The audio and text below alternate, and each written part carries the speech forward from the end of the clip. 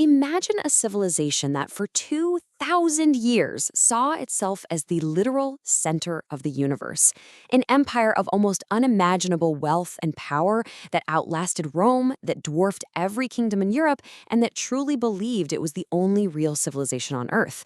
This is the incredible story of Imperial China. I mean, just let that sink in for a second. While other empires were rising and falling like seasons, China just endured. It was built on this incredible foundation of cosmic order, mind-blowing technology, and this deep, profound belief that it was and always would be the very pinnacle of what humanity could achieve. And then, in what felt like the blink of an eye, it all came crashing down. The Dragon Throne was shattered, its palaces were burned to the ground, and the center of the world was brought to its knees by forces it never, ever saw coming. So, how did this happen? How does a 2,000-year-old empire just collapse? Well, to get the answer, we have to look at the one idea that held it all together for so long. An idea that was both its greatest strength and ultimately its fatal flaw. Okay, let's get into it. You know, every great empire starts with a great story, a kind of founding myth.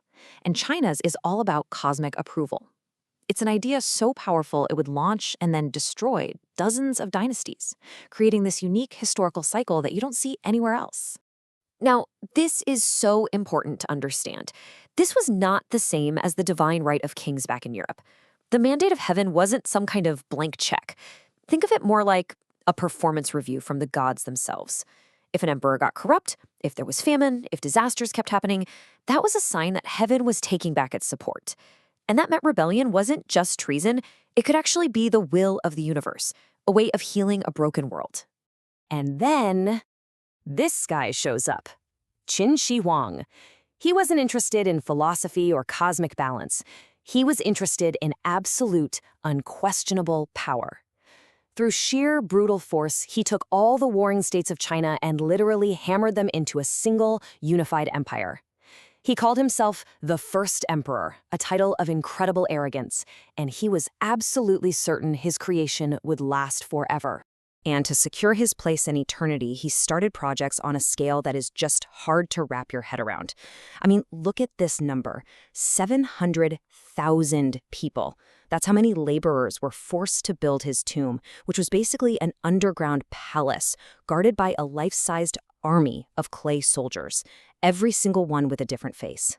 It's just a stunning display of his ego and the terrifying power he had over human life.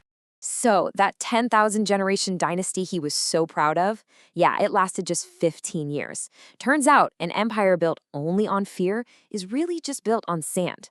But from the ashes of his failure, something new, something much more lasting, was about to be born.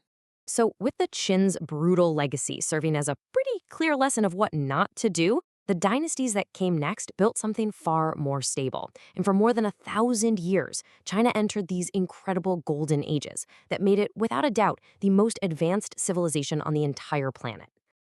It all started with the Han Dynasty, who opened up the legendary Silk Road, connecting China to places as far away as the Roman Empire.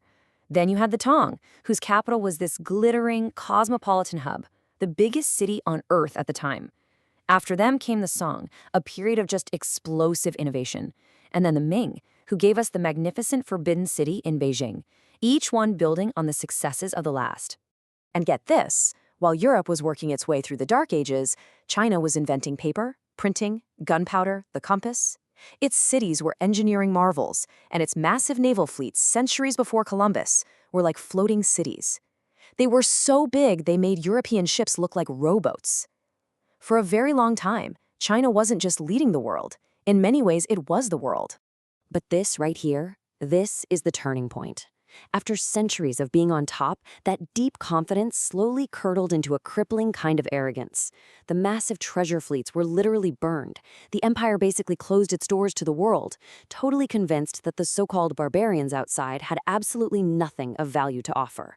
And this decision, this self-imposed isolation, would leave the empire completely blind to the storm that was gathering just over the horizon.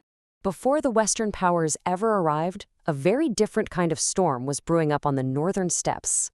A force of nature, really, that was about to shake the Chinese empire to its very foundations and change its destiny forever. This number is it's almost impossible to really comprehend. 40 million. That's the estimated death toll from the Mongol conquests. These horsemen, led by Genghis Khan, were one of the most destructive forces in human history. And for them, the unbelievable wealth of China was the ultimate prize. This was so much more than a military defeat. This was a deep psychological trauma. The center of the entire civilized world had been conquered by people they considered barbarians. Genghis Khan's grandson, Kublai Khan, even established his own dynasty, the Yuan.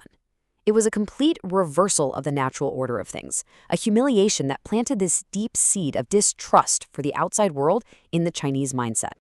Now, the Mongols were eventually driven out, and a new Chinese dynasty, the Ming, and later the Manchu-led Qing, brought things back to order. But the world outside had changed.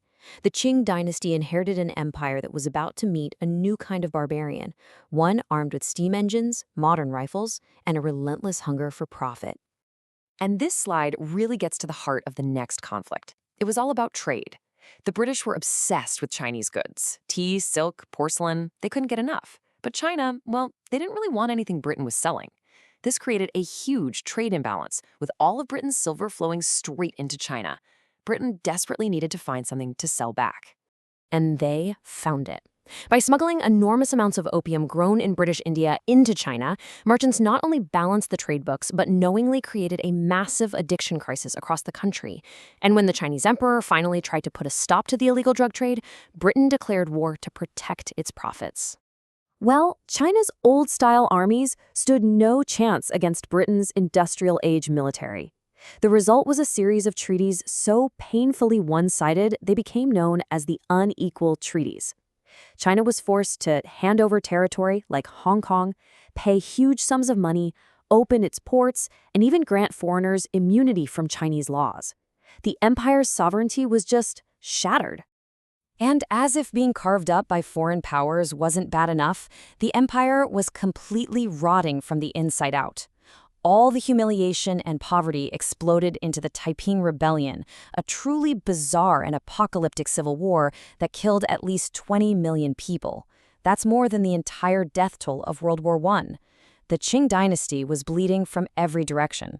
So, battered from the outside, hollowed out from within, the mandate of heaven had clearly been lost.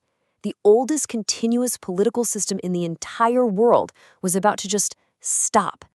And in the end, there was no epic final battle, no glorious last stand at the Forbidden City. It was just the quiet stroke of a pen on a piece of paper by a 6-year-old boy who had no idea what it all meant. And with that, more than 2,000 years of imperial history came to a quiet, unceremonious end. The cycle was finally broken. The center had collapsed. A brand new, violent, and uncertain chapter in China's history was just beginning, leaving everyone to wonder what could possibly rise from the ashes of the world's most enduring empire.